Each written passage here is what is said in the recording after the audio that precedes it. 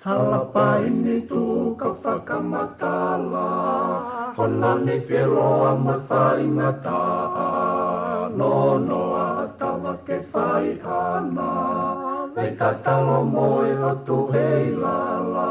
Halapaini tu ka whakamatala, honani whiroa ma whaingata, no noa tawa ke whai ana, me tatalo moe o tu hei lala. E wisai, whakapo, a maasi mohono fuloto. Ka neongo, e leto, na maunga ki e tai pono. Na e toko, e whanua, e tupo o hapai ki o lunga. Ke malui, me o lunga, a tonga nio whai o tupua. Utulai na o tu matanga, mo takau no ve ka whakautanga, matangi mari e ko maua whaanga. Utu kalonga luko e hake anga, utula aina o tu matanga, mo takau no ve ka whakautanga, matangi mari e ko maua whaanga. Utu kalonga luko e hake anga, he wisai, whakapo, a maasi mohono fuloto. Ka neongo, e leto, na maunga ki e tai pono. Na e tuko, e whanua, e tupau o hapai ki o lunga. Ke malui, me o lunga, a tonga nio whai o tupua. Lele a moe mai ko mokotu, ko e whangwe lolo a halai walu. Sia ko ka whoa alo i talau, lo se o whatai situ a o whatu. Lele a moe mai ko mokotu, ko e whangwe lolo a halai walu. Sia ko ka whoa alo i talau, lo se o whatai situ a o whatu. E wisai, whakapo, a maasi mohono fuloto. Ka neongo, e leto, na maunga ki e tai pono. Na e tuko, e whanua, e tupau o hapai ki o lunga. Ke malui, me o lunga, a tonga nio whai o tupua.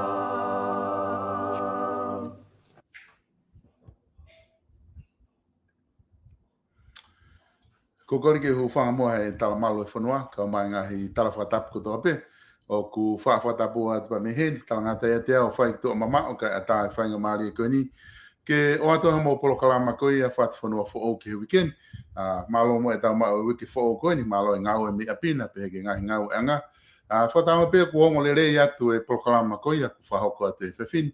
Katak whamore more be I he whenga ngā tolo aki hola ngahi taimi ko e proklama. Ma tu unga pe ko ke I tongani. Nā toki whoki mai me wawao I he ane hoatani. Wawao mai ki tonga tapuni. Ku ki le rei ange interneti. Lawa ke whahoko tai tau proklama. Pea mo e taimi whainga maari e whafonga. Be mei fis. Ma whenga e ahoni ke lawa pia whakahoko te tau proklama ke weekend. I hene pehe ku ate tai lelei ke te ki mo tolu hono kotoa pe, lawa ke mo kau mai lotoni ke tau hoko ate proklama ko ia whatwhanua fo o ke weekend. I he whainga maari te tau pe ko loto ke tai lelei ai whafonga paula piwen piukala ki fis, une lotonga ia I whoki hono family. Tai lelei ko piwen ke tau proklama mo whatawange kuongo atu pe ai whakahoa ko ni mo whewehake piweni, whewehake ai family ki whisina.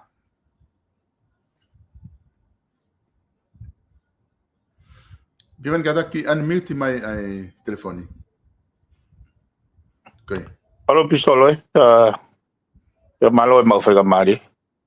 Ukora te bigi u whaka te be whatapu. Koi. Nau tuk tau mai ne pō ki awhi mai heno. Ki malo roi tuk whaka kakato te wholau ki tonga pong. E wawa whauwha rea morite. Ka koe ia. Oku wharata mau piki awhi mai heno ki hioge family. Koi. To ki whaka anga urupe mo te amanaki ke te whoki. Ka koe ngahi nau pe a hala whanonga. Os mai no pe mo tuan. Koe au mai koni ke o atani e solos. Koe alu e maupuna mai aho. Tusite me whituna e whai whatahana mo alkei. Koi. Amo tu tau me jene ne po. Toki lava I mohe lelei. Ka koe fiu whengai ke langa haki. Ka ko pamalo be ma whenga mareke. Mahino be hoa mai. Ka mui programa. Koi. Piweni malo apito ko ia ku mahino pe ka te au ko ngahi taimi ongo sia ne whai whatongia mo hangana ke whoke whakawa e whalearea hang koe ku ke hoko ato mo ngau e whalearea. O ku gani tū koe ta proklama he ahoni, ko ilo I pete ta o ku ilo ku ai mea mahu inga ta tala noa whoke he wike ko osi ki he whakataha koe na mo whulau atu ai. Pea kou wakai hifo ki he ase I he ngahi mitia mouri unau pick up e ngahi ongongo whakau me whakataha koe ni. Tata te whito ki he koti na ha whainga maari na ke mau ha whainga maari ai I he whakataha ke whahau harea o ku mahu inga I ai ngahi whanua koe mo ngahi kautaha ongongo koe mouri una hanga o lere I mehe ngahi ongongo koe ia. Pea I he taimi tatau ta wha talanoa whoki ki he tau moho moho. O koe mo ngahi mea whakatau moho moho ngai katakamata ke umea me be whakataha. Kata toki whoki tau moho moho ku o koe me whangi me ai kuseni mai he kakai ko na o mai ke o atka te koe ke whaha wakai ki ai ka koe ngā kataki kamata mo he whakataha ngai mea aunga koe kata toki au ke ngai mea tau mo moho o whaka o se tuai e proklama na yang ka koe tūnga koe o koe ai koe whakataha whewhe ho wakai ko ha mea na ko ha e tuunga na ke pe na ha area na ke whakahoko ai o uhinga I hono mahu inga ia hono pick up ko ni ngai kautaha ngongo I muri. Tata te whito ke whakaukau o whie mau ke iai ha financial mechanism. Ha whainga mea ke ne whaka ai ke ngata pe he tau mea ko tau whatala noa ke ai. O kai ko COP25 o aloi 29 eni pe alhaki ke he whedi for next time. O kai ko tala noa pe ko tau o mau whakataha ka totonu ke ai ha whainga financial mechanism hange ko na ke rea ki ai ke toko ni e whanki whanua ko ia palparema ia I he ririu ko whiririu ko ea ka ke ki talanoa mai mua piweni ke tūkunga ko ia no mea ko na ke au ki ai I he whakataha ko ni mo rea na ke whakahoko Ko ia e solve.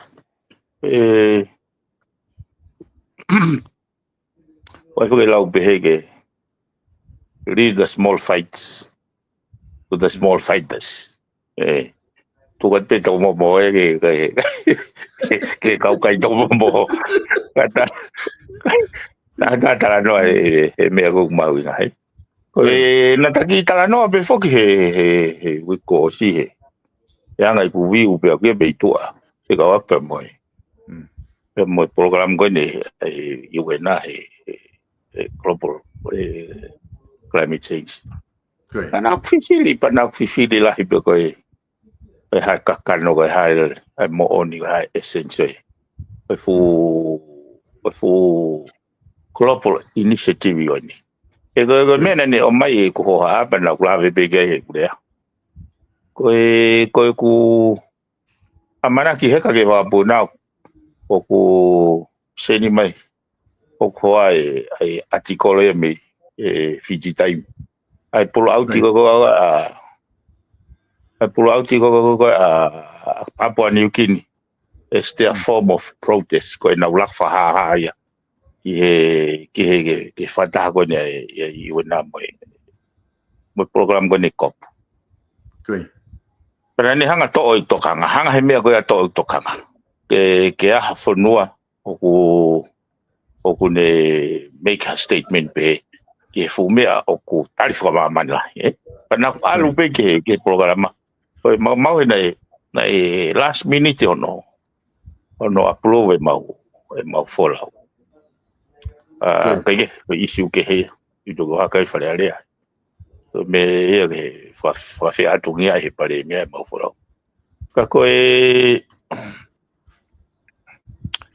me na ne to kanga pana ko hala ki wanga o ilo ki fraiki ki foundation basis o me ngon ui ko COP ai ko COP wa hiva ko tau fo COP to no so o ako pe mo le pe ngai mea wai ai ko me ko na ai kau he kau tonga o fangi site even ngai pavilion faka fonua faka organizations ai fai fangi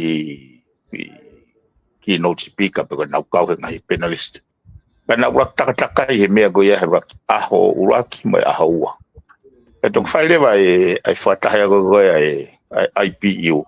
IPU go International Parliamentarian Union Parliamentary Union ai go foi ngai sino o kau fare area go mo kau speaker o fare area na o he fata go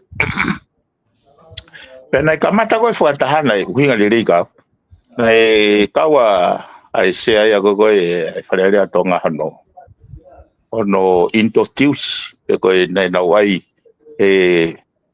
set the scene ke na hanga o introduce mai effects o ku fitaula pe mo pasiki i climate change ya pero o si ko no introduce ta area me ngahi region na forma tala ke heat wave na ne ai o na fonua mate pe ka kai he to afa ngahi me pe kai ke ai ko ngahi disaster very reason me Pakistan mo ngahi me ai ko na ko basically ko na hanga whakamatala i mai ai lavea ai ngahi i fonua i ki small island states pa mo ngahi fonua la hipe i ngahi effects o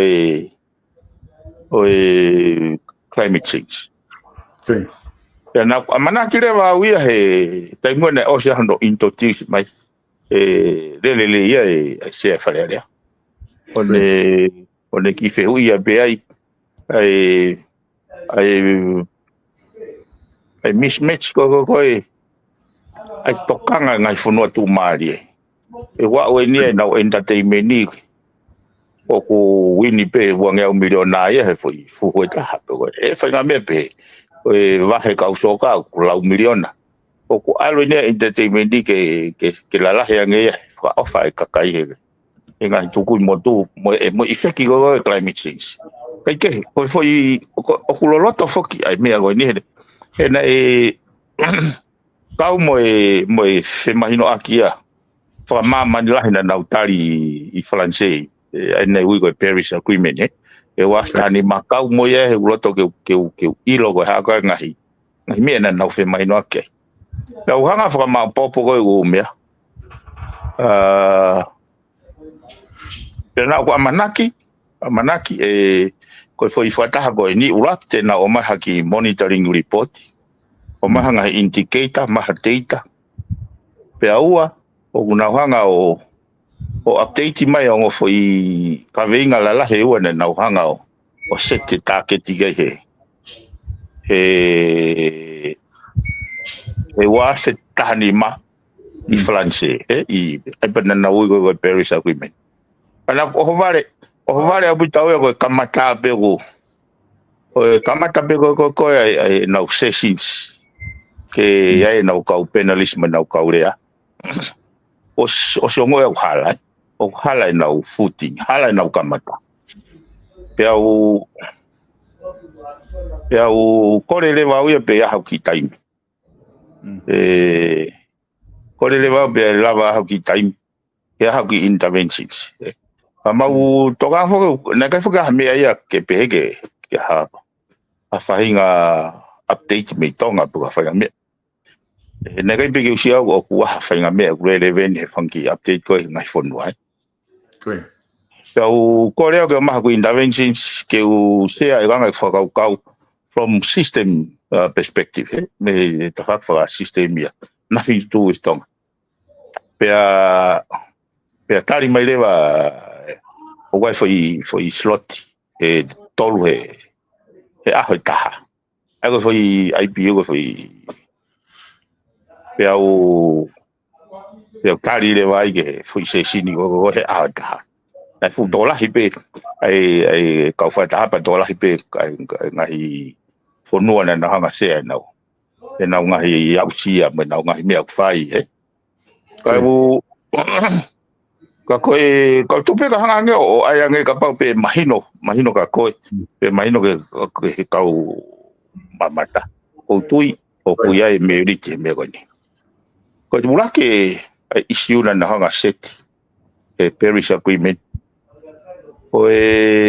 koha efforts koha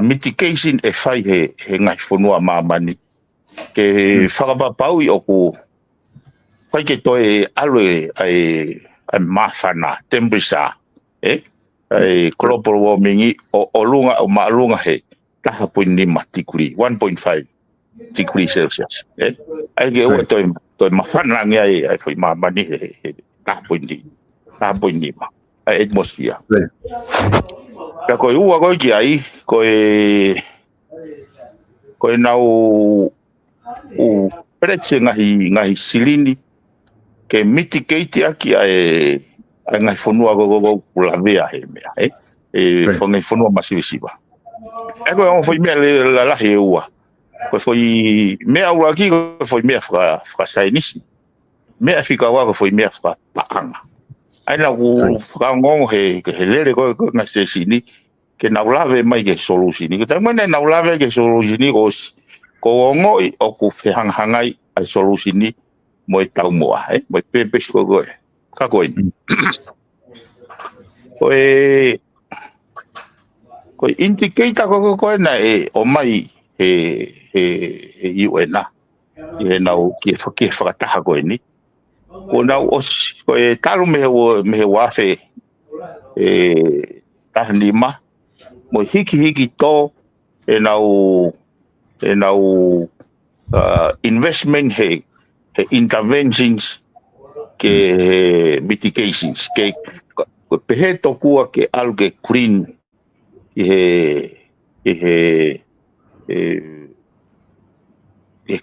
green industry age renewable energy ke fetukutuku me he main source of power no ngawa ke fossil fuel ke fetukutuku ke green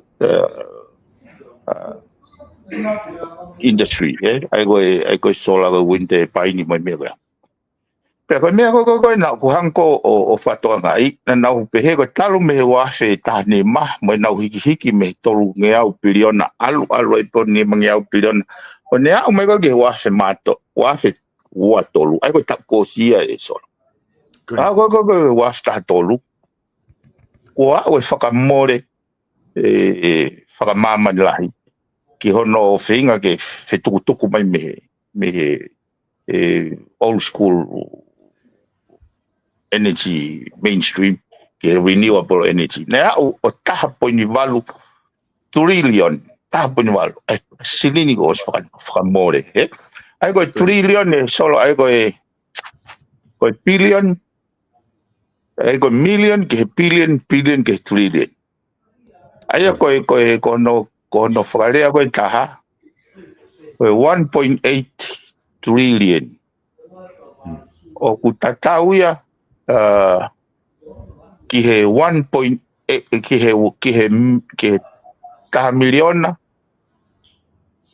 e taha poini walu miliona. Ko unga ta magnitude. That is ko hanga fika i go mea go e mei vahe hongo fulu ko ngai fonua e te awa nono. Okay. Ko hanga o analyze go ai teita go me he website go whamama lahi ki he lahi o carbon emissions per country. Okay.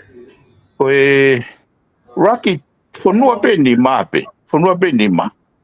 O koe constitute pesete o nonoa o carbon dioxide.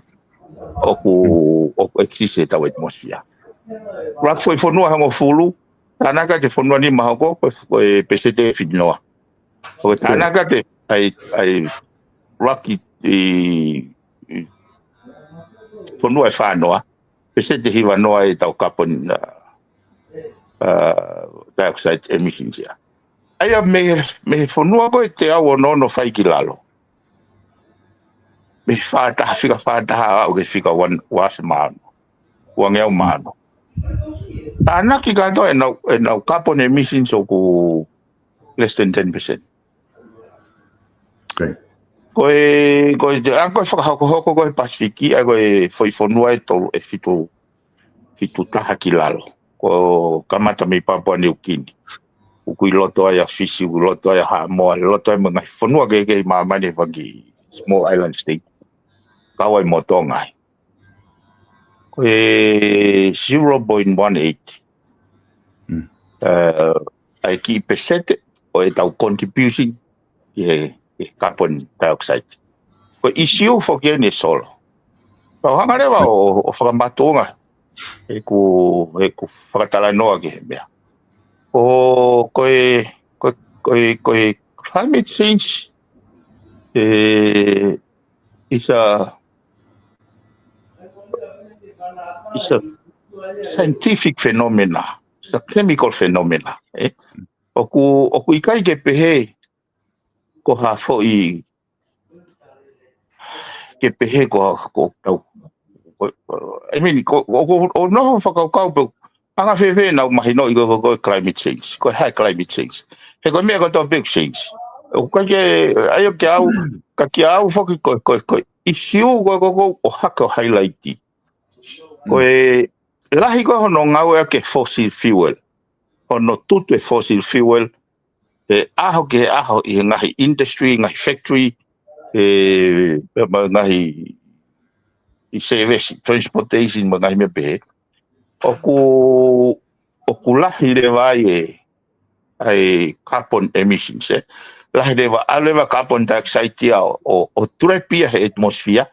Ko ui ko ikai ko ke tuai ko hono decompose, hono convert o ku alua o mafana ai ea o alua o liliwa ai climate system. Ai ka ko whinga whoke o anga whakamatalai.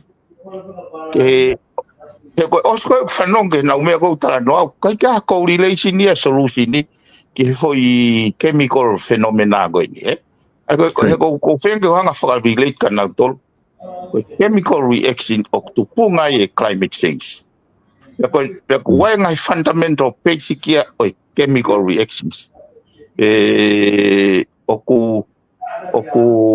irreversible ka pau e hoko foi chemical reaction ko ia ke ne form ha fat substance o tu ko ke male mana tu be ke fai ko da ko kemi mo ako ai ka pau de hanga o mix ha foi kemikale ua te ne hanga form mai foi kemikale ta foi the fat chemical ai ko fai me be ko fa matara ko ka usai ni si ai o irreversible e ko no inga no form e no dole foi fat substance que reverse foi fat substance ko ya ko foi chemical reaction pe ai ko imagino ya ko na ya ko no que he mo physical ai ko chemical change mo physical change ko physical change ya de taula vetatoria o reverse pe de taula he ko ya physical world ai ko winga que fa makatunga le pa na venga hanga fa makatunga pe ko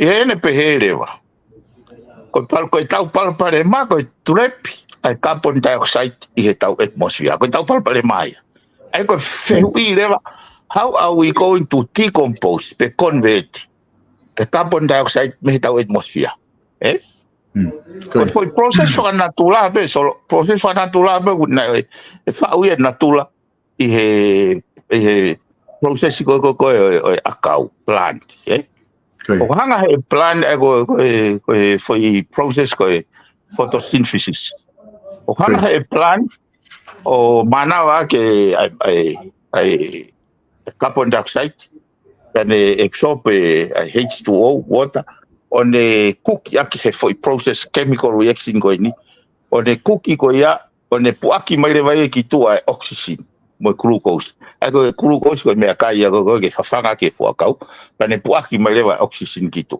ai ko foi process faka o tua faka creation ni na o sanga pe o tua o ai te tau manava ka carbon dioxide ta ki tu manava ki he uru akau pa manava puaki mai ya ai oxygen manava da oxygen tau tua mai ai ko foi psychologo ya ana fa natula pia sai ko feu I foki e tau fe ai carbon dioxide ko tau pene da tolofu o fu over ai ko imagino ko ka ku e solo pen oi ko foi human element hono tutu ko foi me fa natula foi self-inflicting fa hinga tangata foi process go no tutte fossil fuel to get energy o hinga ai rapid rate a lahi oxygen tuaie hanga he plant foi process for natural pa ne slow o kune fai be ya no convert foi mego ya ka ku slow ai ku assume e ko hui ko ne algo warming ko kau ai ko na go ake ko ke kau penalist ko ha ai mitigations ko mesa was five UN e kau aki mo ha fainga initiative artificially or otherwise ke na hanga o duplicate ai foi fatongia ai fu akau que toi vaveana ko ha foi initiative pe ta ko te que consiste na autoria na particular details ko be fo ni solo na fa area fo que fa area que fe que fa la ka politique ni me ta no fa technicale mo fai tutto he me fa technicale que na ave me fa technicale que ka technicale e na kwa wa ko na wa mana que o teu fetaula ki po ambaka o chemist kau toki ta fatotolo he ngahi process go faka chemical pe klasiko no Elon Musk mo na cutting edge technology fainga na no fa faka ko pe tok mahino pe ka tau go level pe ko tonga o alu pe a go level fa ma lai ai kau pe ka politikare ko na tolu pe una lava o fai tu ko no bari e na tu pe o introduce au Koe tok nau tok politi MP pe, nau tok memi pa pe whare area tau kosi. But I'm not a politician. Pe au o kuai pe, o kuai uhinga ko highlight ko ini, he te mola po tala. Apa te mongo i ko ngai statement ni fu tu direct, o leke a diplomacy pa bo i lo leo ka politician ya.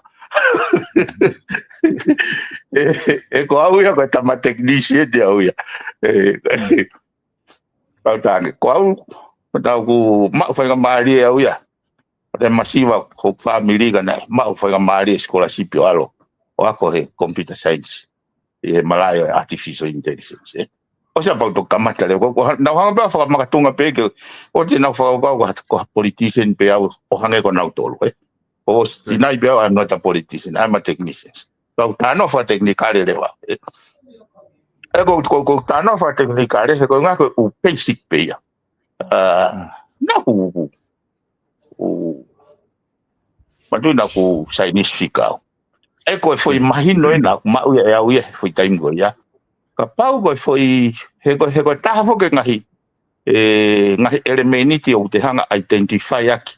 Ai mea ko chemical change o ku kawa ai liriu temperature kawa precipitate ka new formations ko ha foi combination ko ngai chemical change o ku o si ko foi basic scientific facts ya o ku irreversible he ka ke ke form pa tu go ai pa o te lava pe o to foki ka o whatever ko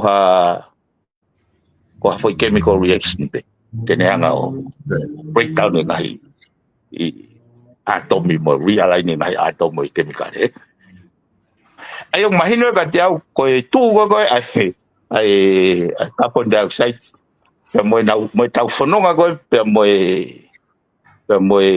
climate change o pau que tau address foi konga foi process ko he tuai foi process for natural na wefu ai ulo kau fula yo no tutu ai fossil fuel ko nga ko mau anga iwi ya ko imagino ka tiau na kai ke na hanga address Wahalewa o hake foi whakamooni ko ni Wahalewa o hake ko ego tra ko ngahi malai whai tutoni o pau ke tau whai tutoni he ngawe ke indicator for evidence ego indicator ego ko whalawe ko kai I wharearea solo ko ha uhinga wafe ai hata mawhaka uri te pausa lelele pe hala ba fe pausa ego whehoga ko ke mahino ai whakaukau ai tokone indicator ke whai tutoni ko te sio peo ku ungai ai huye indicator he MD ko o tokoni le vai ke te whakaukau ke te afe ego pehe ko harewa o hake ngahi indicator na hanga po fo tu umai he iwena ko indicator ko na hanga ko o mai ko ta uase wafa ko ta uvela tahai ma o he ta un ai aho vela taha ko tahi vela taha ya ko foi mahina taha no ko ni faka muy o mai ke mahina ko na fa taha mahina taha ni mai na break ai temperature record ai una nautala mai ko ta uvela taha sai ko anga ni faka u so talo fe mahino aki he wafta ni ma he COP26 i France te na hanga mitigate ai global warming te na atekia ke ma whakapapau I o kuilalo be ta poinima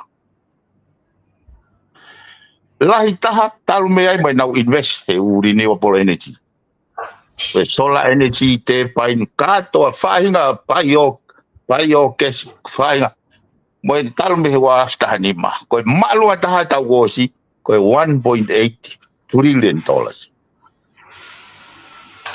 despite the fupa anga lahi hua iki he solar moi wind turbine moi renewable energy ko fihu ile oga ako ga na tolu o wahane effect ki he maafana ai temperature e atmosphere. Whakatatau ki he inti ta mo te ita. Koe tari koe ki ai I kai. Kai ki aha correlation e ta. Kai ki aha correlation e ta. Fu whakamore. Kene hanga o tuhifo e. Ai koe mea nau whenga ki hanga whamatunga le rega nau tō. E koe mea nau ongo I he whakataha koe nau hanga whao katoa te ngahi whonua. O tala noa mai pe he foi hi solution pe ta. Ka nau nofo whakaukau. O toton ke nau lava tala noa mai whakaketokoraisi mai ai ngahi whonua. Mai anga e tuu koe carbon emissions. Ka mai tuu koe ai vulnerability ke climate change. Ka ua te nau o mai pe nau tore foi whakamatala. Pako mea koe nau o hake ai koe ai information koe ai data koe me World Odometer information website. Ke uhanga kai ko no mau sola. E ko no moni dai kai ke ko faki intervention ni ko e te min te uape.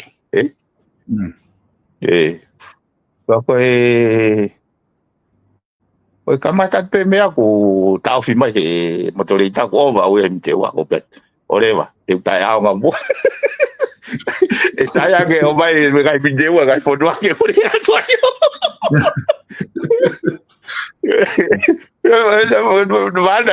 Manda beito recótico, toi turia me. Te mei turi ko ki tua me whakataha. Toi me ke peat ke motorita. Toi me ke peat ke motorita. O katang pe ko au ya ko irita opposition whahai whakapolitika. Ka ko re ko te o kuinga no turi me whare area. E me ago ko miritaki. Kaige. Kan mana mau ki tai me tolu. Ki foi me deu e tolu. Pe fai foi bego ya ai ko ospito ki tai pate foi arrivo ki dal pate de ki fa joji holo pepe te ma ki tai ai pa ko me da mare pa o resisita ke paula foi tai mi go pa foi tai moko pa o resisita ke biveni ko pena ko ke penetrate ko os mahina ka te au ko na fa ya bita ngai fonua ko fa ya imagino que te au controlo e o nai a narrative o me que falla tala noa e was hanga pena tolo form up ai fainga topic mo fainga fehui que toho tokanga e me foi issue mahu ingata que au ko issue go ya capaz que address tau la vea ka to ka te que to ya que eu tau e hanga alo tau solution mo teke investment ni ai fitu hala ai ko me na hanga foto u fe ke na invest mo tu ka invest he ni Apollo Energy rakia invest he kau scientist ke na hanga form up ha for fainga artificial system ke ne tokoni ke na ke kapau foto va be foto ha feito pe atakai o tokoni go no decompose carbon dioxide o release mai go oxygen fainga me pe na uhinga pe ya ke ko no moni ko ha foko thing for matala ko foi phenomena go ni ko cause and effects o tau fihia tau o vai me uhinga climate change tau vai effects climate change o fatonga ai na focus na to effects ka tu pe ko si ai ko si ka pa de tahanga ai ko fatano ko ke tama to ke ta go na go America go pencations ene rakafa ko mafu o ai Siamese twin o mo i ka kamata ne nga wa na he mafu na uhinga pe ko i fatonga i ke tama go nga mate go me go excessive bleeding ko ene faka go le ate o algo ke kosi ke sosi go o ne pamo e plat o raktamde ia raki taofia ka tok fai tafa uhinga pe ka pau e ka tau tokanga ke cause of this climate change phenomena te tau osi miliona e invest ke counter be mitigate ai effects. E kai pe ke tau lau tato te tau fi ai me koi. Ai banda huinga be sai. Taha koe waki foi isiu ia. Koe isiu rewa, foi kawenga whikaua rewa me ako hasirini ke mitigate aki. Ane na ui koe Green Climate Fund. Koe whehu i, koe hae mechanism oku in place. In terms hono tanake sirini, mo hono tispese sirini. Ai koe mea koe nau mahuinga ia, i ke ia whainga resinala. Whainga makatuunga. O e fomu, o founga, o kutana kia ke sirini koe, aiko kui koe Green Climate Change Fund.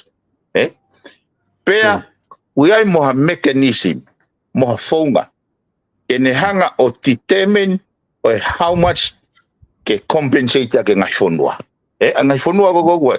Ai bako uhinga na o haka e foi statistika. Fonua e whanoa, ko tanaki katoa e nau carbon emission mau katoa e pesete hiwa noa e carbon dioxide o ku poaki mai he foi processing ke mamani me foi fonua be whanoa koe ko whakaukau koe rewa aku ko fonua e whanoa koe ni o totonu ko fonua ni o totonu ke ave kai focus ai iwana tuhange fonua te o nono e ko indicator ni solo hange koe ni foi fonua te o nono koe lalo koe tanaki katoa e nau carbon emission less than 10% of their contribution. Ai ki awea kono whakarea nei taha. Ka pau e mohe pe ki ai fonua te o nono koea. Mohe pe na tol mokai and do nothing. Ko kuhinga do nothing kai ke nau te ai nau to renewable energy kai ke nau te ai nau to rea hato mea for all. O kui kai ke nau hame nau to rea kaunga api. Kai nau hame nau tore ai atakai. Kai nau tokoni nau toria ke carbon emissions. And continue doing business as usual. Aku hange ko tonga, tau be hange ko tonga. Tau misini uhila be, tau uhila, tau fauri mealere lolo kato abe. Kapal te tau hoko pe tau business as usual. Kai tau hame tau tori hata hai kau ngapi, kai tau tokoni tau toria ke contribution. He ku malava he foi process ia e tau vegetation ni lahi koe uru akau i tonga one whakaparanisi pe e tau carbon emissions he koe tau carbon emissions whakafonua tau tōrua koe 0.000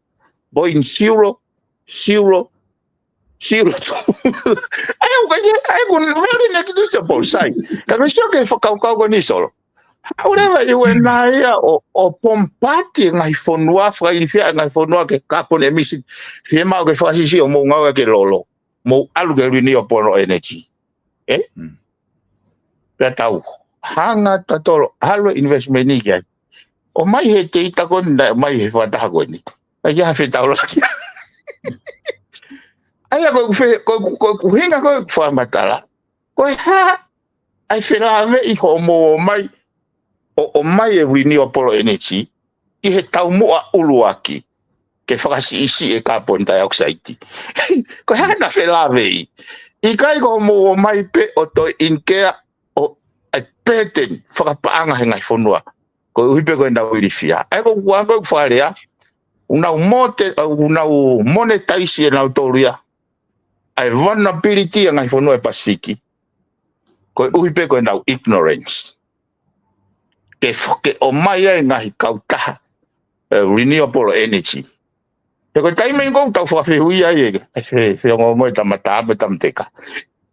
Ta koe tau kautaha pea nau tolu o nau ospe e. Kai ke ko uhinga whoke tāno pe solo. E kai ke uhinga lere. E koe uhinga tau speculate o te ai ngahi. Malicious ko corrupt nau mon bea turamo no tala. Koe foi corrupt organization ni. Ko huinga ko e ku whamatara i he teita. Si o tau hanga ke tau tala mai nea ke o te tafo e a fi. O te whi haka i tua. Ka tau o tau tolo ngau ke kasa. Ngau he hire ko e o kai pe ke iaha tau contribution ia tau tolo. Ai ko mea koe na kuongo e o insult. I funky for no idea, and that's why I make that statement.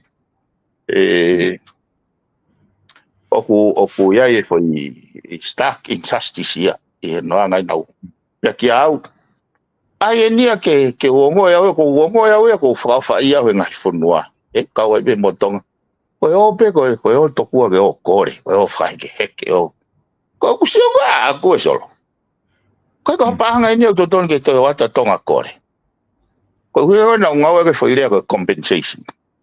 It's about time ke mo hanga to mai ha se plus homo wealth o compensate ke ngai fonua ai u hinga ka ko mo mai pe o mai ngai foi kuran e kuna hanga foko excuse ka pa de fanongo me go ni ba weri le kula e tau fanongo ko pe he to kua ko apply ko ke climate fund fu fanga ai ko fonga ia pe he foko ka wa o una hanga bena to ta mai wa silin ka wa silinia na hare na tolo o toki tuaki le ba ko o ku kai mo kai ha mo lao climate act ko ja mo tech management system ai o mai fa nga me ko ja mo national o determine contribution o mai me ai o irrelevant ya ai ko wa ko tango to fa no be si ma ina mo te ka me ne u te ka ta ki go de ga fodo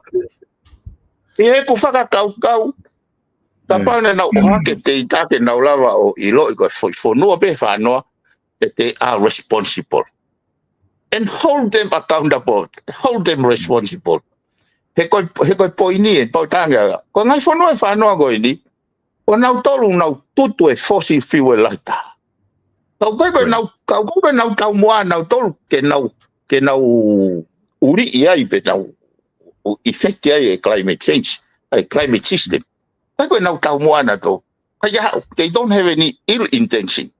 Ko na ka mo na to ke pursue na wealth e na tu mari ko na fai me ko ya ke langa e na tu mari indirectly fuwa ya ngai fonua masiva consequences pe wo o ya ke fonua masiva consequences he we ga ya na resources ki he adaptations ke climate adaptations pe mo loss and damage ko ngai fonua la hia o na how we mo na to he affect he climate change ka we ya na ho na tu mari na do naos build ai ko poini ko na hanga ho ke hei kai ke ngawe pe na funga nga maheni ko pe kore o no o ai ke prechi mai ngai fonua ke tanaka ke fund kai drive ha mechanism ngawe ke teita ki he ka ke ngai fonua o responsible pe to mai haki pesete pe o na wealth ko funga ya ke na hanga fa panga climate fund ko ni pe tu fa ke ngai fonua ko ga and our contribution is significant contribution as a form of compensation. E na toki hanga pa ko me na hanga tangi. E toki hanga ngai fonua o toki fatureva e na adaptation ni pe mo e na compensate loss and damage. Me he na atakai faka fonua. Ange go ni ke na mahu ngai tau pe ko mai sirin go me o te tau toka tau tole ke mitigation ni ke tau ke more tau panga ai renewable energy ai solar ai power bio ai gas ai wind turbine o mai ke langa forsoa ko adaptation ni o mai early warning system adaptation ni ke tau mateu ke tai me hoko ngai me ko ya ko taimi go e to ai ha fa mo me ko to taimi o ko mai intervention nga chiringo ya ke langa na hifare nga be na holo ko ta fia o ja me ai to foki pe ai chirini go ni o alu ke fuka ani go so ke me go ni so ta ha po ni valu trillion foi ka wa fe wa to ta ha pe o ko ni go mai go me go ta ni ta mai o mai he kau financial go organization go na to nga me o fe ma ni ma 5 trillion ya by 2030 ina every year asoki ko mega ko ngo isolo hono pa usi ai ko na manuki e tau vulnerability every year ke na wai fo I me ka kai ke na hanga o mai te ita ke fai ai fai tutuni ke hanga fe ke la yang investment ni pa la yang ngahi mau anga iwi oku o si converti ga umea ka ko ene kai ga hande to ko na ke climate warming ai ko si o ya go hembea ya go pehe o mai ha mechanism ngawe aki ya ko nga fo ko iwe na sa global platform e ga ke tabla ba to alo o negotiate ba na fo no la lahi ke tabla to alo timani na to pa lava he iwe na o sit down e foi toko whanoa foi whanua whanoa koe ni ke nau tala noa ai mahu inga hona responsibility he koe foi mamani koe fu waka pe tahau tau he kai koe ne ngotope tau ngoto kato ai whanua lala whanua I tu maari tu tamaki alu kato koe ai koe huinga pehe ke ngawe ke mama ai nau pehe koe koe hamea nia ke ayo whakalau Nga bege na hanga ilo na responsibility ai mama ko ya ke ne tataki ke na fai tuton ki he konga o se plus o na wealth ke o mai ke fai ke tana ke climate green climate fund piveni ko tui ko whamatala mahu inga apito ko ke whahoko I he whakataha ko ni ko tui o whawhiawhia ke kakai ke na whanong neo e beni I he koe ke mahino kana tolo ngai tala no pe ni ka maho inga pito hange poini ulaki ke o mai ko ha mea ko tau fai ke lava o tokoni tuai ko ia psychologo ko fai he ulu akau ke lava ke fa ko taki mai ke psychologo ko ni tau fa ko tau he tau mo tau tutu ko ni atakai to ko ua ni poini ko ke tala no ke ai ko fu paanga ko ni ku na o mai ai ku hange ia ko paanga ko ni ku finga ke tana ki pe ai ke fusta tol ke tau al ke renewable energy mga mea ko ia ka hange fo ko fa matala ka kitonga ni oku ke fu esi a fe ia e tau nga we ke ti solo mo pensini be mo tau tafuafi me mea he ko nga ko poini no a fiha ka ni na tala mai I tu ko statistika ko ke hane fu esi a fe ana ke fa e tau ke tau mo ke nga mea pe he ka ko nga pe fo ke mahalo ko u ka ta pe na tolo na hanga o mai o ai panga o ai aki ai po ha fu ngai me ko ya ke e biveni go tu mahino opito ai aunga ai ngai fata ha peheni I he formatala ko ne ku fai ka pa te ha me ko loto ke te fakakato mai e ta fa aki ko ni I he tala no ko ni ku ke fai ke fata ko COP29 ke ta fra o sia ki ka ta toki hoko atu ki ha ko ngata ha Oia pe o se mo fata ha mo toria o mau pako marat mo to kan tapongo fulo fila pa me tale kita ko tapi we cho o kulere ki site event pavilion e Pacific ma ala to tangu to e boto ka interview fai ki interview ya e tale kita o kuna u to lere mai ai he climate loss and damage pe au hangare wa race issue he ki kau penalties play ai issue ko ha financial mechanism ko wanga fe e na utana ke sirini a fe na utispace sirini ke ensure of fair and bias he ko sio ko aku ka ke me to ke ai fainga fonga ko no na ke climate fund pe mo Ponzi scheme pe ko pyramid scheme ia pegi lo tongo te na tau ve aquí me ko na sio ko frustrate ki fonua ala te ki sirini ai ka wai me pa fe ko nga fa fe uya ko na tolu he na tala no fo ke anga fonga pa ke na ma we ha ai ko kia ko pa uya ai na ai ko pa ke ai climate lao ke climate ti ko ha ngai fo tu fa fo no ke ha pa ke fai umia ko pe ko pe na ki consita nge ai responsibility fe ka apa ma te wa fe le wa na tana ke silini o he ko tali ko ai ta ki ko ya te vai fu mama fa fe ya ke o mai ka ma to va ko platform ke ya ke gal ko o si ko ya cholo ko lo mai fe fine da ka penalist ko me ta fa ki ko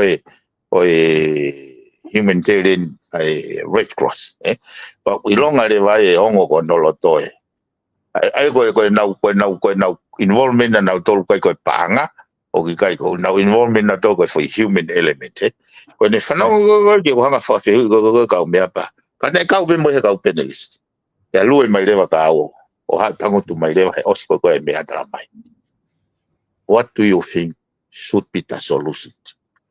Padangi pau kamatale wa hanga fa matala me pe ko na o fa matala ka moto o fa matala pe ko foi processi mo data mo statistica o spio ko me tangi fine moto mai fine moto you belong to the bigger states ko me ko ni ko tawe ne wa iwa ko pu wa iwa kai ke ka ko hinga ko sio solo ai mau inga ko ke te mau ha a loto lahi kai lava ke te share te perspective ta ko lo long holo pe ka kai au ku ya ipe wai pe fifi ka hange fo ko fa tala no ko ki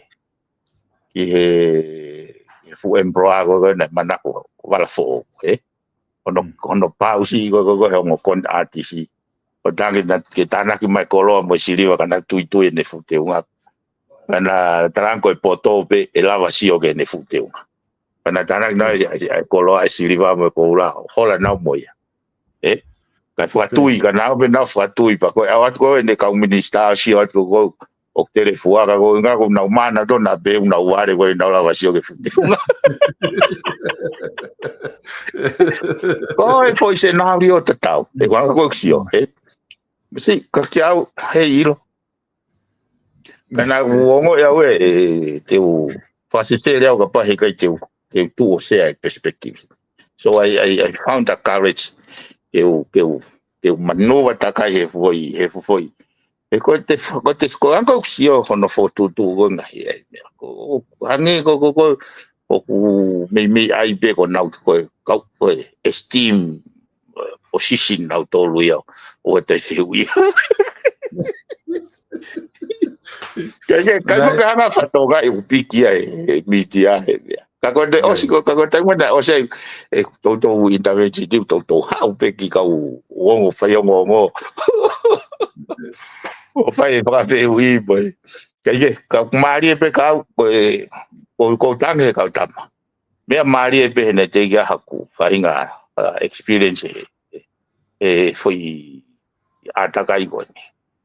They gonna money. I was very convinced that they are doing it wrongly. Hala now solution. Hala now solution. Ke mitigation go carbon dioxide emission. Hala now solution. Ke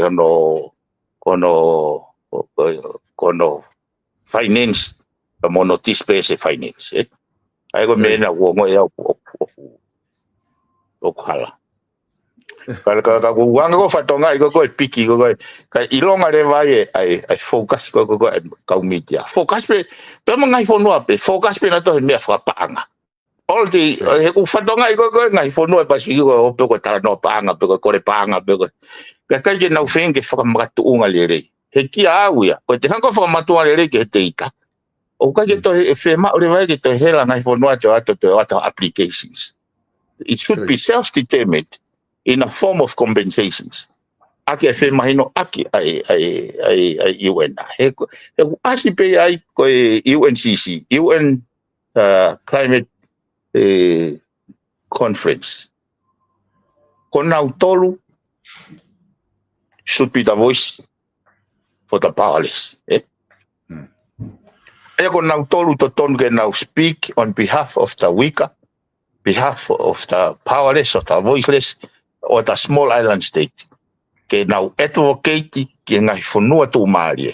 Ai go now responsible ke carbon emissions ke share na wealth, ke mitigate adaptations and loss and damage. Kaya ngayon, pagkakaw ko ganyan ko. Ko te mahalo e piveni ko e fai foki ma ko te tau ka hau e fai kop tolu no a he tau ka hau. Ka kapai te mau hau whainga maari ai ki ke wholau he kop ko ia ko te to kakato ai e umea ko ni. Ko latu ko ia ko os ilo ko he kau tako i uena.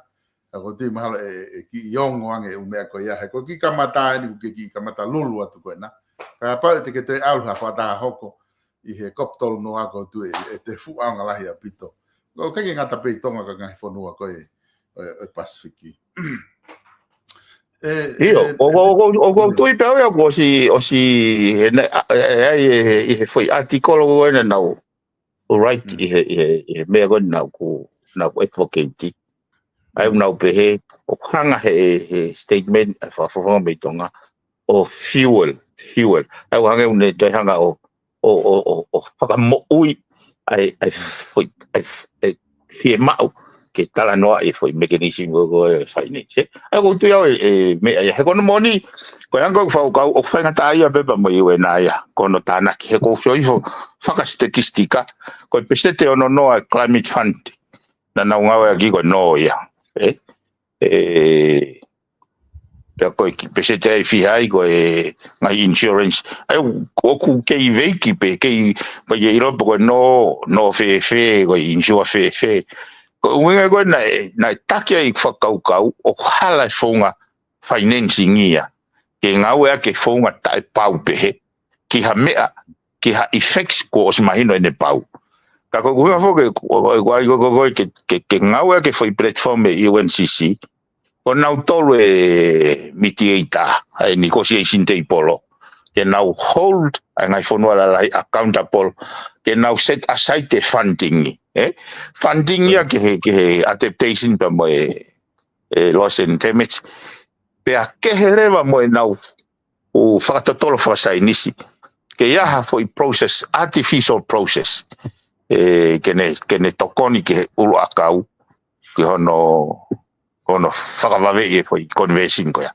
he kai e alu pe tau te sio pe tau he tau fo e sol e ke tala mai pe ko e tau hota ia ko talo ne na fai ngawe ko ni me wafta nima tanima tau ne hiva tau ke ne hiva os ka to fa ka more ngai fusili ni tala mai to e velangi ka ko fere me na seti wafta nima how do you monitor it sai be solo toki tau te ka be ai be a fa be mau ha fa ngamari he kop hoko he go de uki maheni anyeni ba manga na foto tu tale walo ga masibo kulanga ulo no fengai ke wanga mahino ya ngai no he go me go na parparemo ka ko tala mai ko conference it's a ko foko conference of parties ko ngai ko conference to hono wa hiwai ko taimo na ko la ta sio ko nga no set up o fo I site go fai ga ko ai ko pu hange ya ko hat rate fair it's the focus has shift into monetizing vulnerability nga fono ko ya nga ko fakau o na nga ke vulnerability ke na tala no na tolu mo ngai kautaha renewable energy o toki whakawhiu uak. He waita ke hen mo mea gon he communications ai go whawhai Hawaii. Ai go lahi pai lahi funky site event nia o toki maua he ngahi kautaha lalahi kautaki whakapolitikare o ai nau kei polo mo nau hafu nau ngahi communication ngahi system whaka communications o neongo ne ilo go ku hala satela o ku hala kei polo kai tone satela ke viriki be kei polo ko fainga fatu tama ken go sio ke bana fatonga yo me go ni me alo me go ni anga trade fair ia ku tokola henge kau business ia he kau teknikare ai fainga ko anga kau kai mahalo na ko au ku hala kau Biwen ko tu mahalo ku aung abite foi framatala kan foi tala no kon ke fai. Tato ku ai he foi konga ko ia foi framatala ko ia. Kataki foki mai taki tanga minite ho fulu ko ni. Taki foki mai o tau moho moho ko ngana tatarat foki ka mata ta. Pau peke hu taki tau moho moho a honi ku fonu e messenger he utohi akakai he u me tau moho moho kon ulaku mai ko ufeui.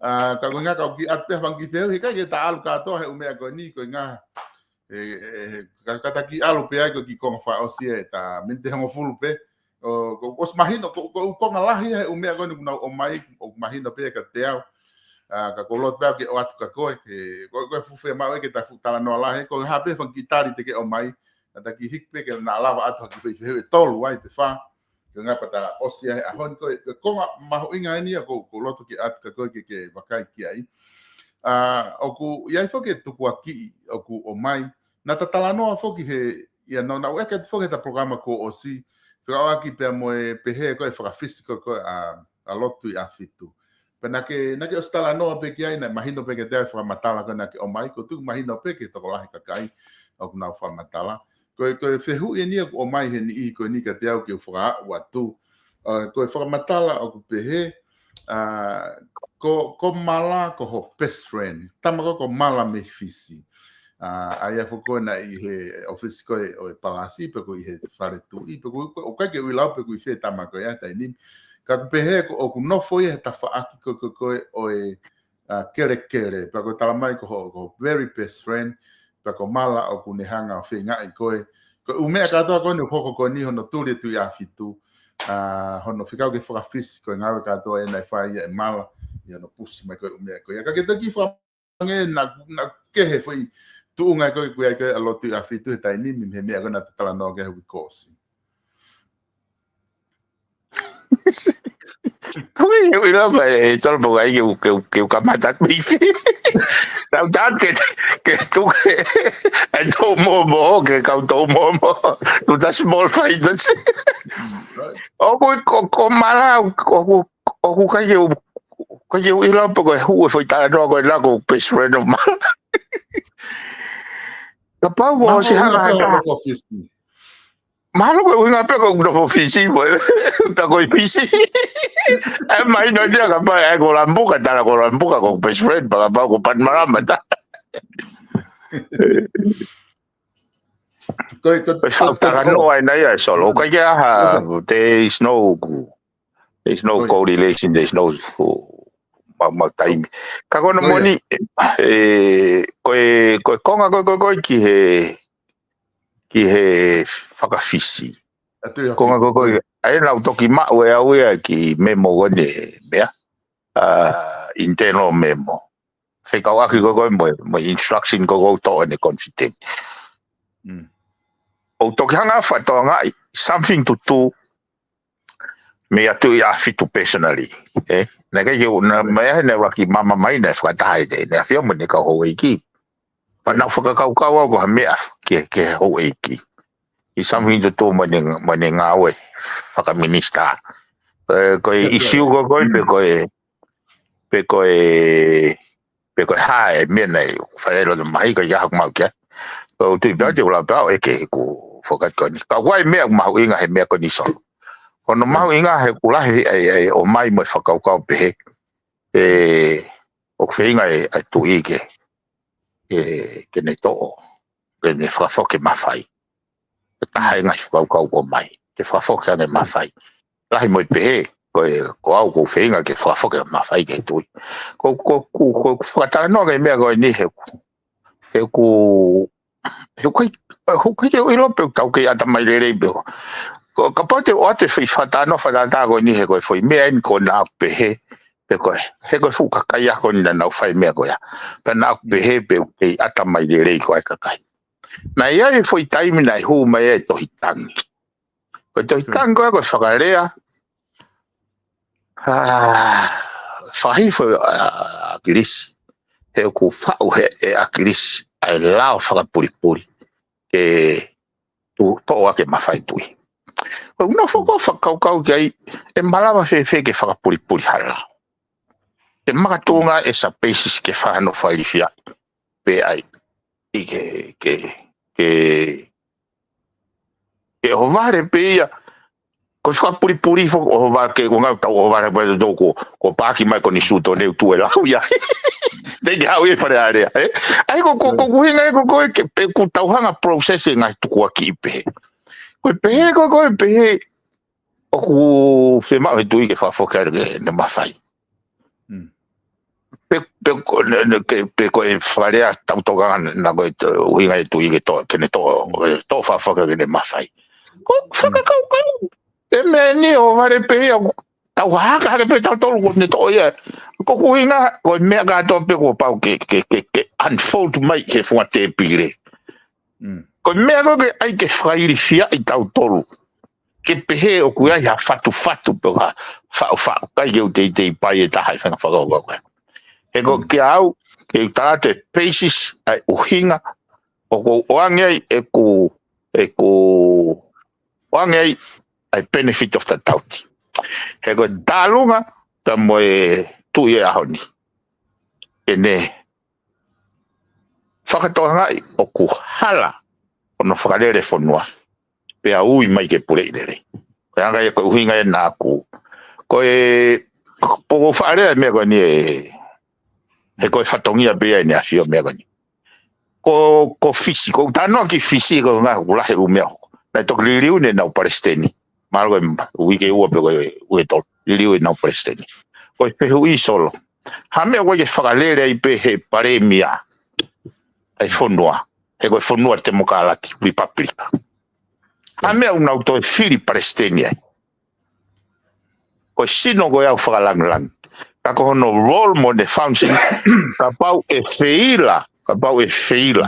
Feila ai paremia pone kabineti pe feila ai se amo fare area feila fa mawanga tai me step in vai Palestinio ne fai tutto de ngai he tai mi go when everything else fails quai que fenga we ake ngai mechanism check and balance ko o hinga te fito peni mo me gon e hau ai ko ke pe au tokana ko hinga mai tu ke fa foka no mafai o kai ke tu ko foi tu aqui ko kai te fuke ke mo foi faka na fala go pe o ku fawe a grispe mo patoa ai la fa puri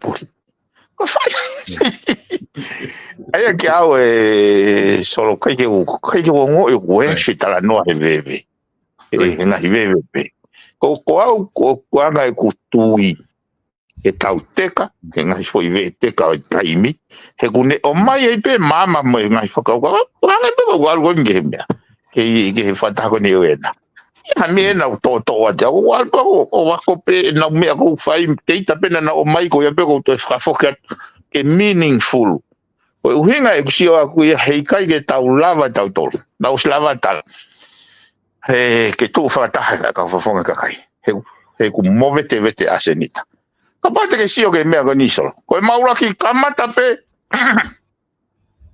ko fakatau e vakapuna na te ke asia ia fainga line item e patseti mandu ko patseti ko feitu ia o mai he pore anga e nau palani mo e nau visone he patseti hala ke tuha foi line item he patseti ke whakatau ha wakapuna pe whakatau sea he lulutai pe ko ha any of the shot e to'o paanga pe no pure anga pe to'o paanga me tukau pe to'o paanga me development fund pe ko patseti support never he patseti e to'o pe ko kuhanga o interrogate pare mia ke ne lava pe ko mapanga me fe he kwa ke ha te ke ilo pe ko panga me fe te ke disclose me pe ko panga pe ko ha la ina fa da wa puna ko maui ke ke pe ko ya ku kini maka wa fonga ke turi au ya ta fa pa ko pare mia ka ko fa pa ke panga tu ha we ka kai he na winga no video we ka kai ke alu ko me na ku o ange ke ka kai fili ba mo loto ke pule I dere ho mo tukau ba mo tuko ma ho mo fili ka o winga na ku o ko I wo ya he me ko na ya ko vinani te mo ka kai o mai ka kai ko falala na mai ka kai ka au ke wa ke fa pa o ku pule I dere na tukau e whakalere re whanua. Ko e kusio, i he foi ata ko ia. Sai, te wate ai mea gani. Ko e lau, o koe e ongo lau o whehanghangai. Ko e lau e taha, o humahu inga ke whakangau e whakataha, ai tu i hau e ki mo e kau whafonga ka kai, ki he lelei whakalufu e whanua. Ko e lau re vai ni whaha e taha pehe. Hei kai malawa ia, he ko inga kehe interesi, ta kehe mo e whonga whiri ki loto. Ko whehu ia te vani au solo ke he whahinga koe. Ai koe hale me tau mea whai ke tui mo e hau e ki. Ka pau kehe tau interesi. Ko inga ke tau o wha mai o ngau e ake uhinga le dei. Rationalize mo ngai whakaukau o e wholo ko pūpe ngai whautala noa mo e whanawhara. E koe ke... O kuai foki o kuai hono tuku aki I foki e whakaukau ko ni. Ka koku hinga, ka pau, ko tala noa koku uhinga, ka koku tutonu ke mahino pe ia ke ki tau tolu pa mo e kainga koku nao whanongo. Ko liriu koe nai whahe wafe hongo fulu. O koe ta whaake ku nao tuku aki, na tau liriu ke mo tuu whakataha ai kau whahofonga kakai. Taha fitu. Pe hene pe he rewa. Ko whahai e ne tokolahi. O whatemo kārati he tokolahi ai kau whahofonga kakai. Ai whahai koe ni koe ai pare miam. O ne tataku koe pare miam. O koe ai tokolahi kau whahofonga kakai. Koe ai, ko ki mo tolu koe ke mo kau ki ai. O ku mo against e mo tolu e liriu na tau whai. Mo hae mo tolu whinga ke holoki ai liriu koe ia. Ko whakaukau ulua ki ia. Ko whakaukau whonga noa ko loto koe ke atu whataha I me whi whakaukau koe ni whihi. O koe ni iho kuna tala mai koe, na e liriu ke whai e visone. Ai ako koe tau pehega ta whaaki pe, koe kau patoa kuna whai e whakaukau koe ia. Na e liriu koe ngā ke tau whai e visone. Koe hai visone koe ia, ke temo kālati kakato a whare area. O kai ke mahino lewa ka te au e viveni tai nimi. Ko ngā ke hanga na mahino anga o whamatala mai. Ko whē mea na e whai ke liriu ke mo tu whakataha toko taha fitu peko mo alu whai visone koe ke temo kālati kakato. Koe ngo tu school of thought ia, eh? Ai koe palpare mainsolo. Koe ako mauloto, eh? Koe ako mauloto, tene holo e position koe nau ke whatala noai. Koe hanga peia ene mau. Solo, kasi mo he o kuai telefonu hau kau mo re koe ke te fu whanonga taika koe. Te uki log outi, au te log in mai. Kata toki hokat. Pe whakapoto ke ta kamata atu ai. Koe, Pe mau hatai ngahi ke ta. Koe, e la peke ta toki hokat hatai ngahi ka pau ku kisio kia. Ka pau e... Koe ia. O ko usio ko isiu koe na, ke tuange ke utoki hanga o e foi isiu, ngahi foi isiu koe na. Kau ai pei, he koe isiu, koe ngahi isiu eni o koe isiu ia. He kampai kai ke mama isiu koe ia, koe tau atu pedo, aku pānga ngalo taimi. E hange pe tau mea koe kopu ahiwa koe ni. Tau wheta kai pe me kopu rako ake kopu ahiwa he mea tau pe. Ta koe tai maa usia peso. Koe. Mahalo sai ke tato hoko ata he wika hao. Kata whewa tawa? Log in mai pe ka pau ku ke hao. Ok, kau ki log out i. Ok.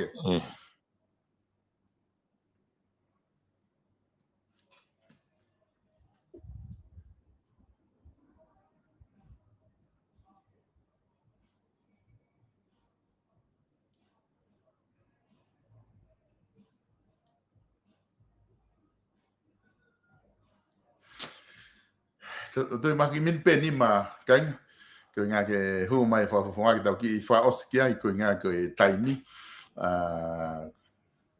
ke ma ko fa nga ke lava ki tau ki fa oslo pe mo mana tu ko me ka to ko ni mo seni mai o ko ki fu taimi ke tau le frai ki me ka to ko ya ko nga ko la ki ko tari e au he me peheni e tem go seni menga I fehu I menga ha fu ngai me mo pe cut and paste mai seni mai ke messenger o tawa taina ta ko to ke lea ke kau fa fonga ko ngai sino public na to pe pata pe ke make na comments pe ko hai na fala ki ai ko tonu mo hala ko me a ki mo ton ke mo hanga o fua ka wa pe mo ki ma to ko tonu mo hala ta nga ko ta mai le ki ta sio ki ai ka ku ka ata ta ko to ke na tala noa ke ngahi ke tau ka fua to ta fitu ha na fainga viu mo fainga to de na fai ke ga ngai sino public figure na tolu ata ki fai tala noa ke ko isio ko tonu mo hala ko ngai no o fai ke tala noa ka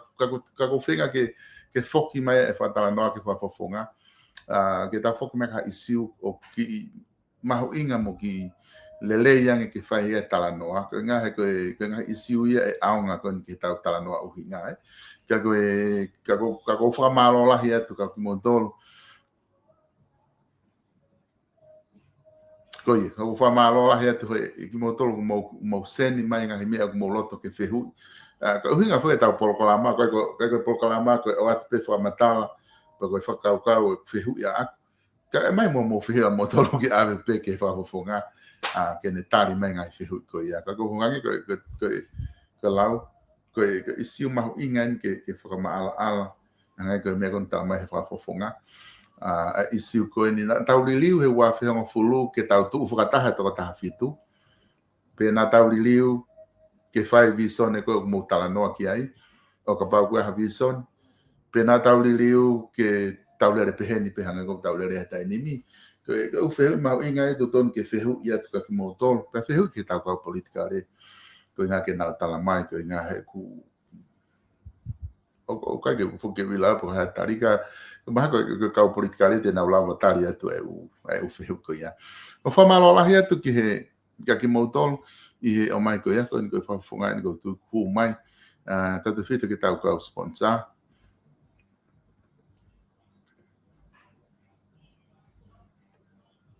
O wonga te tainim? Iyo, o le mai. Okay, sai kona wonga atu. Koia, ko hika solo ko fui feu ko na ki to mai fa muy fekawa ko te mokala ka kato fekawa pa mo liliu o tu i ko foi ke o mai hono time lai ke hanga o to he kono moni ko amna kia ma hino ka ko me ko na ko foi tari ko na foi feu ko na o to ne nai ka paure wa kai ko whaka amu ke ngawe whengawe ake tu i mo ho e ki pe mo kakai ke pule i lere e whonua mo tu hau then what is it o na whenga mai ke tau ngawe aki e tu i mo ho e ki ai ko aki men go o mai he ke lava tu i mo ho e ki mo kakai o ngawe whata he ke now interest Koi ai ko whehu i lewa, o hare homo fo tu lewa, ke whewe. Te tau to whewe, ai kai ke lava o ngau whatako ia. Wipe them off, o what? Ka tala mai ange pe wanga whewe lewa, ke tau nofo he whanua e taha, kai ke tala mai he kai ke tau lava tato ngau whataka. Ko hare wa me whai. Ko nga ke fai mo tau ai he ko loto solo ko loto ke fai ho lifestyle mi e o to tuku ke tau fa nau ke tau to mai ofihia ko nga ne fa kau aku ke nga we fa ta to i ho e ki mo kakai mahino na nga hi function ke pure i telefono mahino ka te au e hala fono na tau mai ai mahino le ia ka te au mahino le ka te au fa inga ko hiki na don me hala fono ko ya mahino le ka te anga tu alme heni ke ka ka ko fehu i ko ai ko foi fehu ko foi manga u ni ko tau fihi ai he ke ia e fa hinga na tala mai he kai ke tau lava o ngau e fa ta mo tu i mo ho e ki ke pure i telefono ai ko foi he kai ke tau lava o ngau e fa ta ke pure i telefono Pega paure wa hika ke tau lava, ko hare wa ho mo fo tu ke tau ai ke pure i telefono. Hare fo tu. So di ku sai pe ke ta tuku fi isu fi kavenga. Tuku fi kavenga ko ni ke talele ya foi programa kakato ko nga ke mahino opito. Ta fa tala no ho pe fo ki ai o programa.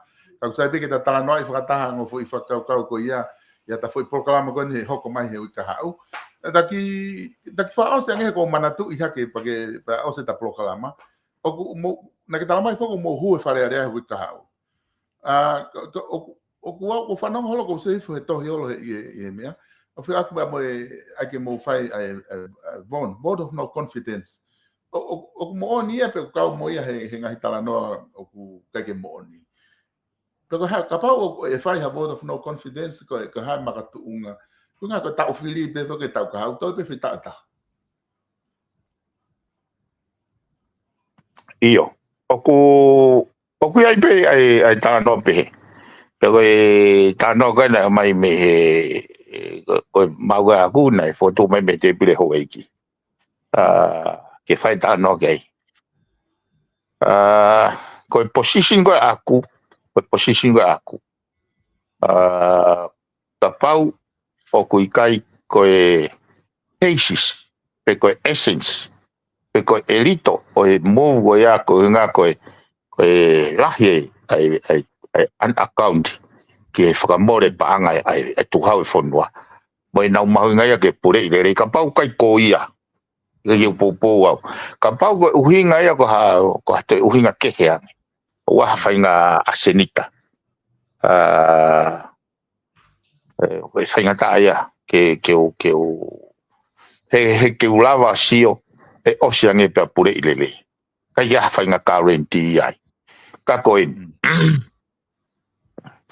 kai foke pehe ko Filipe na tau fo o kai foke ha tai mili mitia ki hamea ki hano fai hamea autoton he ko issue ko ni na ku na ke tai fe maria ya o he osko ne se sin ko si ko langa ko o ngai fare mo whakatau ngai fare ko ni ki he host ko forum pe ku tonu pe ku hala pe ku lerei pe ku kovi ko issue ke he ai ko issue ko aku he nega ke ya line itemia i he patseti ke ne whakamawhai i whakamore ko ia he ka paure wana ka kia hape he ko yanga whaka ai mea upe mai te mau to o tatol miliona ke hausia ke forum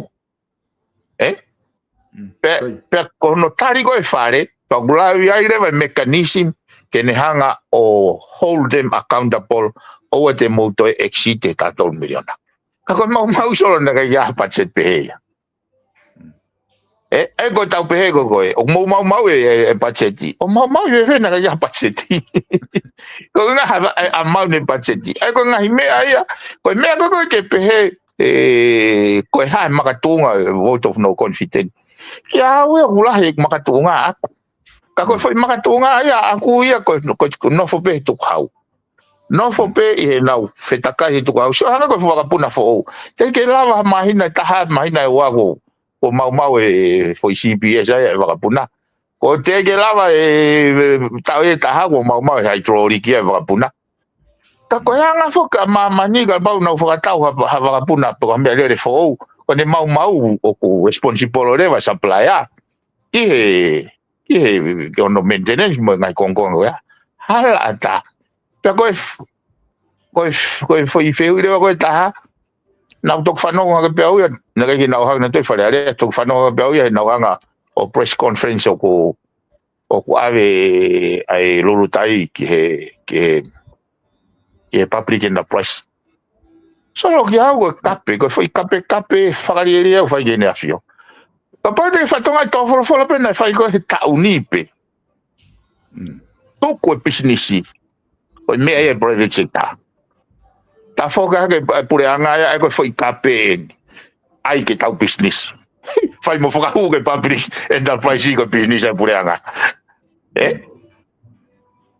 ai ke au ke foi dimension ke foi dimension ni ko ni ko me na ufakiki na tau te ai foga au ke at ko loa pe ho ku yo ku ke fai te ri hai ko loa tu ha ka kai o ka no la ona ke tau muy ai ko na tau ka me ko pe atu na mau e la ko pa breaking the price ko ospe mai na tau pa ke ma va ka minister ga ai ka tau ke he malai ke na ko o nau whalere business wa.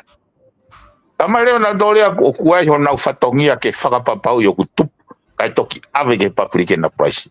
Ko whehu i ko he taimini.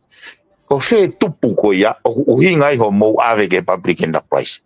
Pe ko ho mou foi talatau pe ke ne afio ke fai molokai ke o ke whe mahino ke ne afio o ka pau nau pe na to ke nau business pe na to kwa ke hane ka kunga ana ke. Aia ki hawe o kwa ke o kulahi me a lahi makatu ngā ia. Ka ko poini ko aku solo ko pulu e ko ini o si ai loto e ka whawhanga kakai. Ko pulu e ko ini ia ko ka ho e ki ia. He ko hoko foi ne withdraw na tula kehe kau to kehe whakau he hoko ko ni ai foi withdraw ko ni me minister ko ni. Ko foi minister ko ne tolu e more e ne confident. Ko whiuire waka pau e o atu rewa he kau whawhonga whare area a vote of no confident. Ko inga ko ne tu ko me ta whakia mau tolu ko inga ko lahi nau mau ke tu hau. Ko whahai ko ho e ki. O to ton ke na whakau kai na tolu pe ko fe unau awhi walai. Nau awhi wala ke ne awhio pe unau awhi wala ke paremia. Aia ko foi tisisi nia ke na hanga o haki. Ka ki au, ka pau na ku kau au ia he sea e whakau. Ka pahi kai ko e hau kau ho e ki unau tūwhata. Ko ui, he pehe ni anga e whakau solo. Hei kai ke uhanga atu kua ki e pare mia mo ne pure anga. He kulahe kau minisa, lahe ngai portfolio ia ko more ai confitenia ni a whio ke whakata. Kai ke, ka koe anga whewhere wai tau whakau ke lere, ke whakalere pure anga. Sai. Koe tisisi ne nia kou, awe koe mea nia koe ke he tawhaaki koe perspective koe ai hou e kiu peheni. O whepake tu ipa mo pare mea. Koe hae tau mea e whai. E tonu nei ke tau whetongi e pare mea. Koe ngā kai lava pare mea ho kowe ngā wak mo e tui. Pe te tau whetongi e tui. Ke lava e tui ho kowe ngā wak mo e pare mea koe ni. Eko whehui pera ke whehui he kau nopere, patari pe kau nopere, ko ka mea tau tolu. Ko whe o ku whaingofu anga nau tolu ke nau whetongi. O ku malo heanga e nau benefiti o ku mau me pare mea, pe koe nau loyalty ke ne awhio. Ke tau whi whaunga koea. U mea koe ni, ko te tau hua tato he foi manga whaa solo koe. Koe manga whaa koe ni tene hanga nunu mo vete, koe nunu mo vete. O nunu pea mo vete mai tau ngai palapare mai foi manga whaa koe ni. Pimenti ko tui mahalo ku mahina i ngā tai he tawhaako ia, tato ki hoko te hui kahau. Pau te hamea te ke loto ke ki whaosi whawe aki, tato ki hoko te pehe ha whainga maari e. Tato ki lere pehe whalai te kona ku mou whare rea. Iyo. Tato ki lere pehe whalai te pai ten ko osi mahino le vai ai peo ku whai taha whare area. E koe ke utui au ia toi na koe meni o ko utui ke ai e solo. Koe ke toi ton ke toi push mo kuma ai vote of no confidence koe ni. Pe kei ngau ea ke ai whatau ho si ono tala noa e hau. Koe pure anga he whakapouri mo tua whare. E au ia koe mea koe ni o staton pe ke nau upfront. Ai koe foi taimen ko pehe o staimi ke lava he mama e lotu mo e ako. O fai tutun he taimi o ku vai ai sistemi. Foi taimi koe ni. Taimi a koe ni koe tonia ke te hao he tahata mai ko au ke upare mia. Kai utui pea. Ko tui aku ia. Koe kapau tui a whare ke whetonge pare mia. Pea taktaha malanga i hono makatuunga i lot whare. Pai ke pehea ke pehe ko mautolu te mauhanga ko koe o na mau wauti. Pea hoko rewa ai pare mia e mo kapneti koe koloa ea mautolu kai e tui pehe. Koe koloa ea whare area. Koe pare mia pa mo e kapneti koe koloa whare area. Ka pau hanga he sistemi o whaka ata e whatau hosi. Tonu ke hanga he mama e lotu mo e ako whakafoki mai e mama. Tau o mātara noa i mea koea. Pa koe hanga i whakau kau pea. Ko ia pe ku fie pare mia. o ku tui o ku ne mau e nau ke paremia pane tu o malanga ona makatunga pa mau fili pe ai o ai ke pe ha ke pe ki fahinga ia toi he turiki he o tau whakataha pa o rituriki pa o toi ha ho te tau hua ke ua te whakatau e nau whakahau si ka i utui pe ea o si ko futai mea whakapo uri ia tau si hau tatora tau si ai ke pure kovi mo corrupt wai ko si o ko tunga ko ne ranga tau whanonga mai mo ngahi mea fo o nu hoko mai me ne afio ange ko kau no pere o to tonu ke tau o mai o tala noa he mama he funga te pire hau e whanua ke toku kai ko tu fonga pe ko pe to afio e pure te rei o hange ko whaame na afio hange ko whaame kakai kai ya afia pela ko o ape kapa bebe o petonga ke kapa bebe e malo solo tanto ki wakai be ui kau e toi maria nge kau ka ke hanga whakamau e foi ngai foi fehui ko na ke o ma whekau pa mo pato ate mo kare kakato e mo liriu pe mo vote of no confidence ke talere u kau okay go ke fala te mahino ia os mahino ai vai me fai ai ka go anga go xio e mari e fare ale malo pito piven fa malo atu e fai mari e ko e ahoni fai polokalama tatoki wakai pe fai mari e osiko mo fare ale he wike kau tala mo no atu ki he ngau o fatu piven also of that ia Kaya nga whamalo atu ka tiki mo tolu he lava koe ke mo na fo i mai tau proklama i he whiawhini. Ange koe whamatala na kuatu ane nahi kamata koe whamare moret ka tiki mo tolu ka pau kai ke notice te taimi koe ngahe na kai peke mahino ha taimi ia. Koe toki taimi pe na e lava ke ma maulo ai aini pe koe na e kamata e tau proklama. Ka koe proklama ko toa pe ko hanga o komene tu ai ki motor ko to pe ka followers ko i bipon media ko tu ko ne time ke on ye fe proklama ko ton ke notice et ho telefoni o ku on ye fe proklama ko pa ko ke notice et da proklama pe ka pa ko ke notice et ko he Facebook o ku lere proklama pa tu ke foki pe ke ta pe si bipon media pe Facebook o like pe ke follow pe lava leva ke time ko ta pe fa proklama time ku peheni ai e notice atu koe kai te miss out e tau proklama ka fa malo la het gating motol ko to pe na mo seni ma mo ngai fehu ina mo ngo ke ting motol ku habe fa ngame na ke fa matala mai ko tu yo ku te mo te finga pe ke avp ngai fehu ko aunga ke tau tala noa ke tau hoko to we ke ka au te matala noa na tau riri ko he wa fe hongo fulu ke tau to no fo he club to ta fitu pe na tau riri ke whakakata visone, pena tauri liu tatou ka te uhinga kepe. Ai te ma tala noa i ka vinga ko ia i wike kau. Wha malo atu ki he South Pacific Loans, Selector Po, pe mo he South Pacific Loans, malo apito si ono ke sponsor ko e tau proklama, i ha whia mau no, whia mau hapa wha wawe no, malungi au walu, hiva walu, i he South Pacific Loans, te nau lawa toko ni atu ki te koe.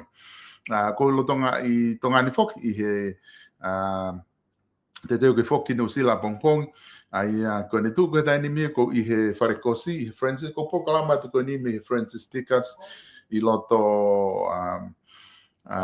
nuku alofa ka pau te ke fia mau ha fahinga kos ulu mo me te ke lava mai ki he fika hiva o fata fehi road i loto nuku alofa o ma ke tau farekosi ke lava ke mau hanga o te ko ki fa fofa ka tau farekolo bala fika tau pe fika hiva o e fata fehi road te ke lava o lava mai ke page fashion store i loto nuku alofa lava fatau ai ha fainga vala pe ku ke fia ma ko to adu pe ai mo nga hiuta fo o a o den Christmas te teu ko si fon o pite farekolo ai no fa fon ke tori mo fili i nga hiuta ko ia ka ta vaka ko ia ko e si mo na freight a fereti fica telefoni ena mo tu asila no wataha no hiva tolu no fitu taki a fleti I hao whahinga fia mauta, pe wa whea mao hao mea kai, une hanga fua ngahi mea kai koe e kao ngowe, to tongi hopa a ngā ka ne ave e atoki whataua tu Nusila.